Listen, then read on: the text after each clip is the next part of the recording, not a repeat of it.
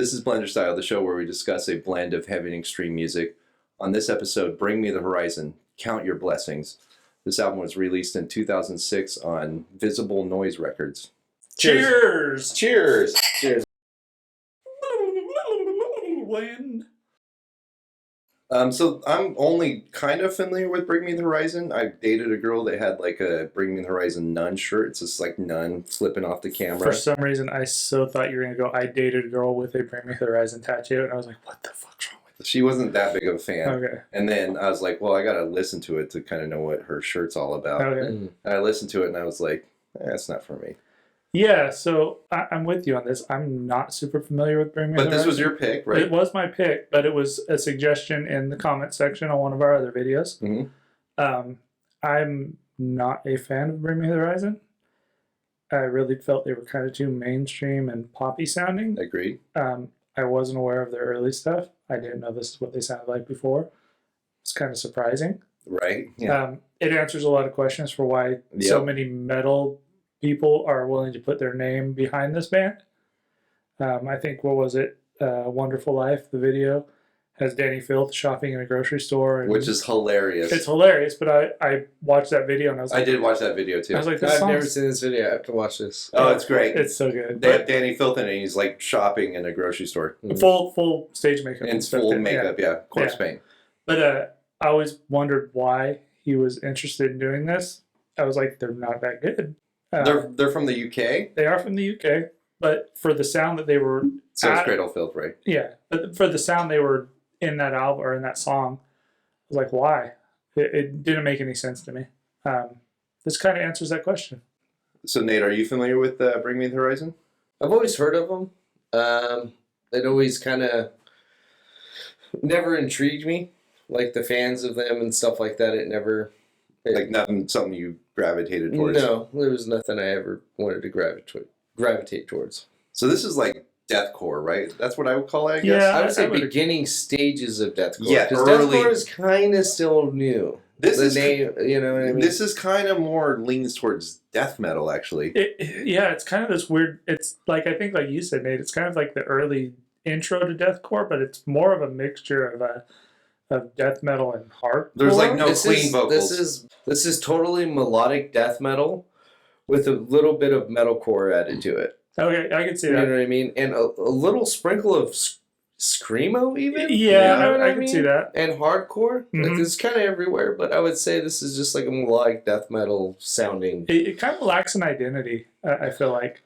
I don't get a lot of melodic guitar playing out of this. I don't either. I mean, the band, but it's not death metal. This sounds it's kind more of death metal vocals, I would say. No, this really sounds like kind of. It's gonna sound weird, but like the Bleeding era Cannibal Corpse, like a lot of it. I kept thinking about like that late Chris Barnes era Cannibal Corpse sound. Whoa, where it's like super fast, right, and it's like chugging along, but there's breakdown. There's a lot of breakdowns of this. Yeah, like it kind of like changes it up quite a bit, right? Like it doesn't go full force the whole time.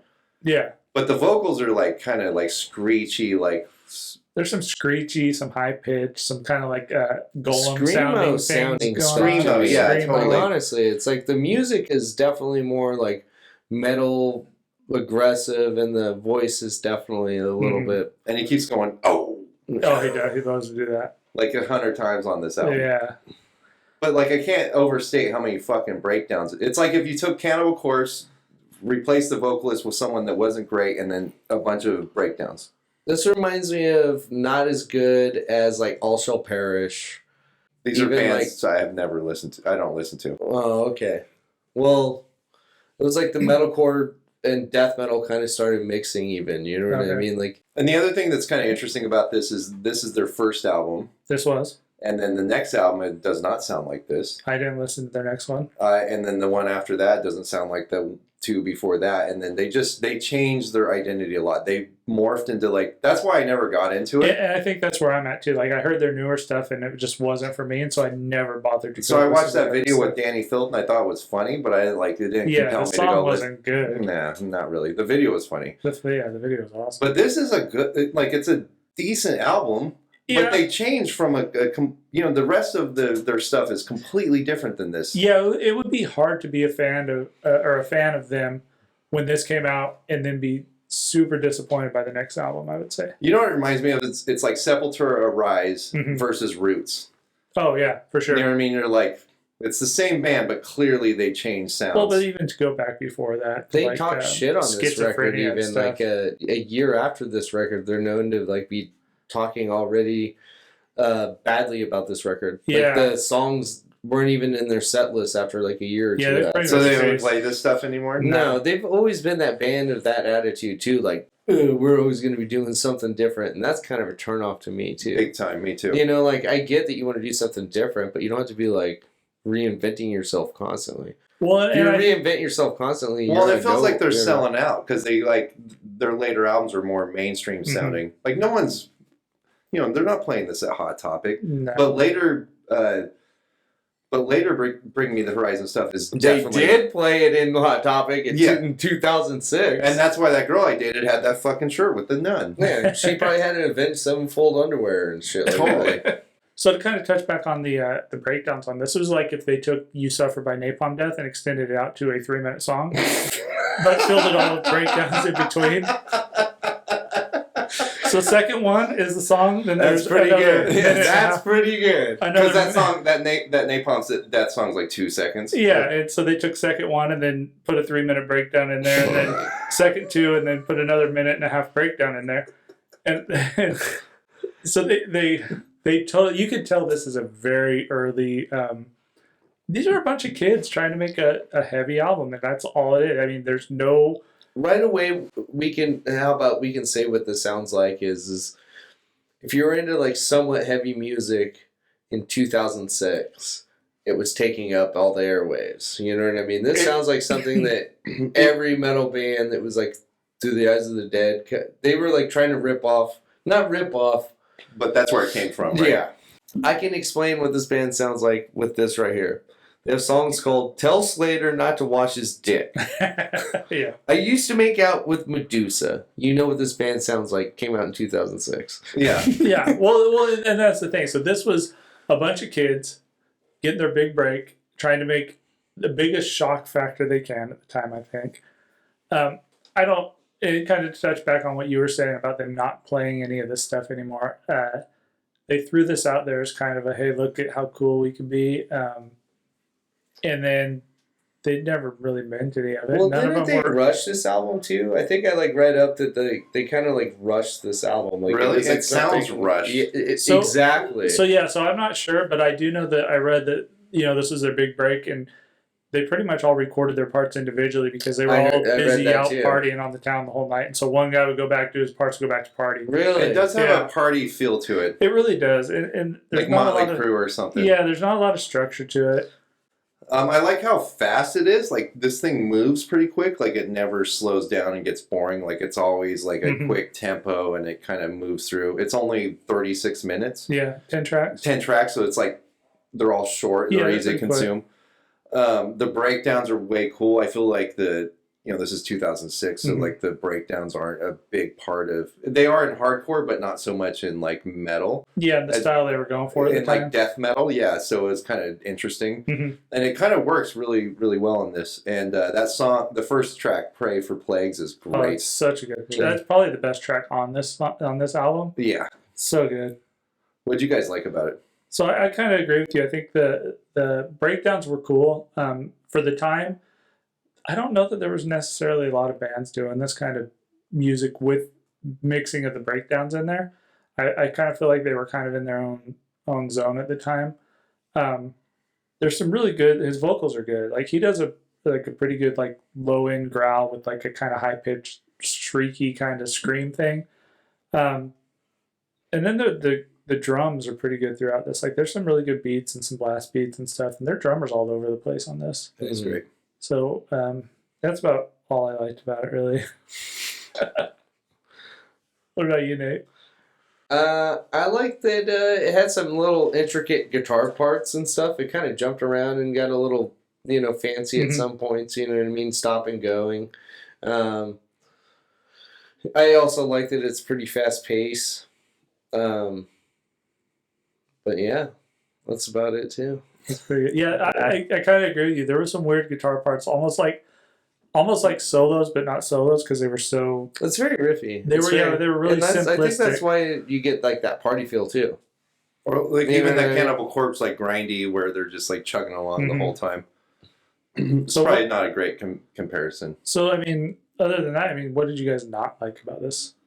Oh, I hate that the band changed their sound after this. I feel like there's a lot of potential to like hone this and make it better and really be like one of the best deathcore bands ever. And then they fucked it up. They did. And then the song. So that's what you dislike about the album, though? Not the album, but the band themselves, I guess. What I dislike about the album is the dumb song titles and the lyrics. Yeah, the cheesy like. It's all shock factor, honestly. It's very high school. I feel like this guy's like he got cheated on. And he doesn't know how to talk to girls. And he doesn't know how to handle what he's. You know what I mean? Yeah. And he's just like bitching about it. And I'm just like, I have no respect for that. Yeah. I hate the vocals. They're so lazy. I think he's like, wow, wow. That's exactly what it sounds like. Like it's just so and it lazy, never changes. And it's the vocals are just not very good. Mm-hmm. The recording isn't all that great, but I get where it's coming from. Honestly, the riffs and how they put things together is kind of cool and stuff, but it's not very original. This is dated. I'm not gonna listen. It came out in 2006. This sounds like 2006. So yeah, I agree with you. I think the childishness of this is really obvious. It's a bunch of kids trying to make the heaviest, most obnoxious sound they could. I feel like it's funny. It doesn't progress. Like it starts off and it stays that same tone throughout the whole thing. As much as the breakdowns are cool, there's too fucking many of them. It's like all breakdowns. Dude, yeah, seriously, it's ridiculous. And every song follows the same structure. Yeah. Like this is that high school kid who learned how to write a music. Like you have to have the verse, the chorus, the bridge, the breakdown, the end, and then the chorus to close out. Yeah. And they kind of follow that structure through the whole thing. I'm going to say a smart aleck thing right here at this breakdown, and people are going to lose their shit. Yeah, look at how much I could degrade something, or how I could talk down. Like he says bitch like it's the coolest thing ever. I'm like, saying bitch isn't that great. Yeah. Well, honestly, you could say bitch, but you can't say it like a bitch. Yeah. I'm sorry, dude. Like, you sound like an idiot. I would say so. When we went to Aftershock, not this year, but the last time they had it, which was 2019, I think, they were there. And I was never into Bring Me the Horizon, and they played a couple older songs, and I was unaware that they had anything heavy. Like I thought they were just like some radio pop friendly, hip hoppy kind of mainstream band. And so I was like, oh shit, I didn't know this was Bring Me the Horizon. I've never heard any of this stuff.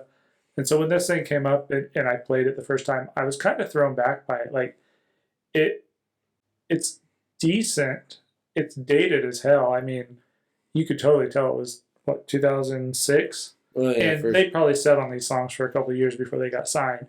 It's not a genuine. There's nothing genuine here. If you scream like this, wow, wow. Well, and that's the thing. So maybe in the UK, where were they from? In Sheffield.